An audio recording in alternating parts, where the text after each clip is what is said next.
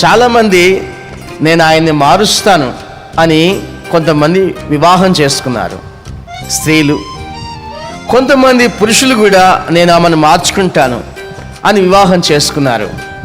నేను చూసినంత వరకు వీరు వారిని మార్చలేదు, కానీ వారిని వీరు మార్చారు. నేను దేవుని సన్నిధిలోకి నడిపిస్తాను, దేవుని చిత్తంలో నడిపిస్తానని చెప్పిన స్త్రీలు లోకంలోకి వెళ్ళిపోయారు. భర్తను మార్చుకోవాలనే ప్రయత్నంలో వారి భర్తకు లోబడిపోయి వాళ్ళ భర్త వెంబడి సినిమాలు, షికార్లు, ఇక అన్ని విషయాల్లో లోక సంబంధమైన విషయాల్లోకి పడిపోయారు. అలాగే పురుషులు కూడా నేను అవన్నీ మారుస్తా అని చెప్పి ఈయనే మారిపోయాడు.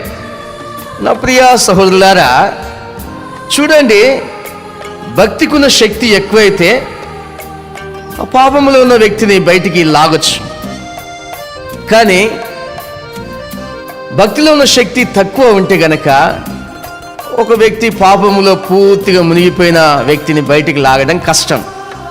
నేను చాలా ప్రయత్నం చేశాను, వారు నన్ను లాగే ప్రయత్నం చేశారు, కానీ వారు బయటికి రాలేదు. అందువలన వారి చేతిని నేను వదిలిపెట్టేశాను.